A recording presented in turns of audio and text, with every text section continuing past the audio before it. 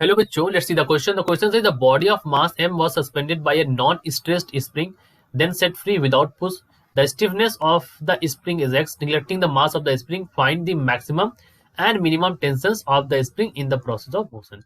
तो आपको यहाँ से टेंशन निकालना है और बॉडी जो है ये नॉन स्टे स्प्रिंग से मतलब उसमें अटैच्ड है, फिर उसके बाद उसको फ्री कर दिया जाता है विदाउट एनी पुश.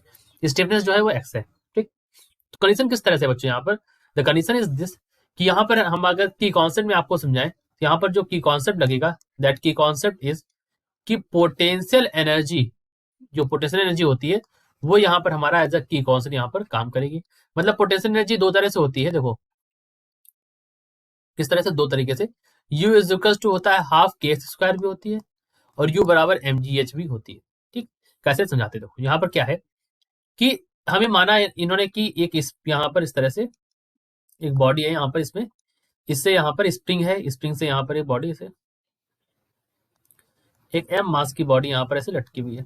ठीक, फिर इन्होंने कहा कि suspended by non stay spring then set free without push. उसके बाद इसको फ्रीली छोड़ दिया जाता है. इसके बाद इसको फ्रीली छोड़ दिया जाता है, यानी कि थोड़ा सा इसमें स्ट्रेस लगता है ड्यू टू मास के कारण इसमें लगता है स्ट्रेस, और इसमें स्ट्रेस लगता है तो ये थोड़ी सी यहाँ आती है बॉडी इस जगह पर. ठीक, तो पहले इसका स्प्रिंग कांस्टेंट के, अभी स्प्रिंग कांस्टेंट के है, और ये इसके बाद इसमें जो ये चेंज होता है ना इतनी इतनी डिस्टेंस का यहाँ से यहाँ तक की, मतलब अभी भी एम मास है. ठीक, तो ये जो है ये दूरी कितनी है, एक्स डैश दूरी है यहाँ से यहाँ तक की. ठीक, तो यहाँ पर ये एक्स डैश दूरी है और यहाँ पर ये जितना भी चेंज हुआ that change is K X. Change हुआ है यहाँ पर that change is K X. तो आप यहाँ पर लिख सकते हैं कि half of K X square is equal to M G X. X distance में चेंज हुआ ना, तो एक्स बराबर क्या होगा, एक्स बराबर हो गया यहाँ पर 2mg/k. ठीक, एक तो इसके लिए हो गया पहले वाले स्प्रिंग के लिए. दूसरे वाले केस के लिए अगर आप लिखना चाहें तो आप लिख सकते हैं K X dash is equal to, क्योंकि इसमें एक डाउनवर्ड लगेगा दैट इज एम जी, तो के एक्स डैश बराबर एम जी, तो एक्स डैश बराबर लिख सकते हैं आप mg/k. तो ये तो मैंने आपको दोनों ही केसेस में डिस्प्लेसमेंट की वैल्यू आपको यहाँ पर बता दी.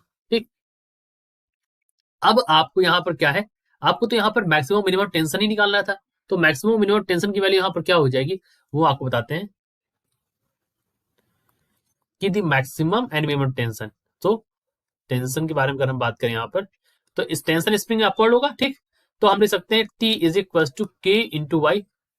सो यहाँ पर लिख सकते हैं के, और ये y या x की वैल्यू यहाँ पर क्या होगी, this value is equal to mg/k, क्योंकि ये भी तो डिस्प्लेसमेंट है, mg/k ही तो आ रहा था यहाँ पर.